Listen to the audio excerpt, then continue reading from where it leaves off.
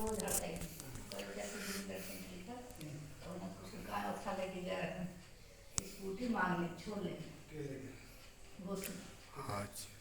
वही स्कूटी जे जमा सुधर ले लेना तू लेके गया गियर लो द काली था समय को बोल मिलता है स्कूटी उसे खान थोड़ा आने आगे तो आंतरिक अपवेड़ा क्या, आंतरिक अपवेड़ा का आशय ये होता है कि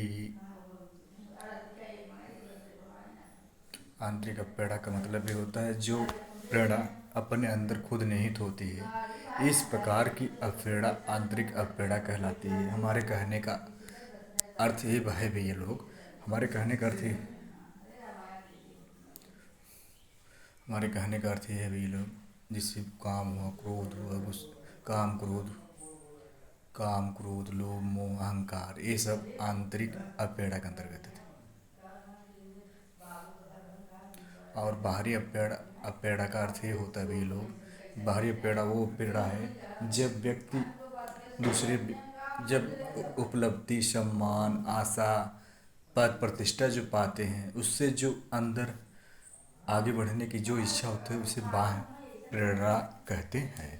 हमारा कहने का अर्थ आप लोग समझ रहे हैं कि इस संसार में अगर प्रेरणा होना जरूरी भी है। प्रेरणा से व्यक्ति महान बनता है और महान बनने की राह पर अग्रसर होता है।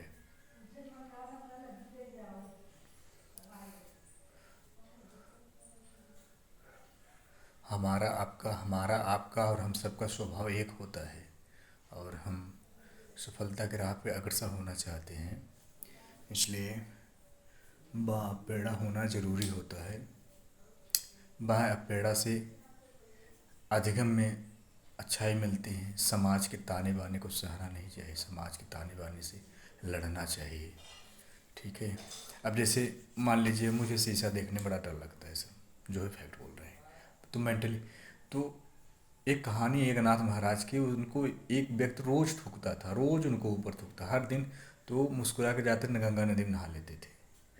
तो एक दिन की बात है, वह आया 200-300 बार थूका, उन्होंने कोई उसको रिजेक्शन नहीं दिया, बस उसने ही कहा तुम्हारे कारण मैंने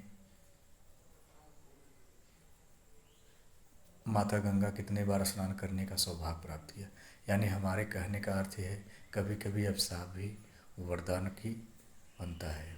चुनौतियाँ इसलिए नहीं आती, चुनौतियाँ आती हैं, चुनौतियाँ इसलिए आती हैं कि आपको निखारने के लिए, बस चुनौतियों की सामना करना ज़रूरी होता है और चुनौती का सामना होना भी ज़रूरी है। धन्यवाद।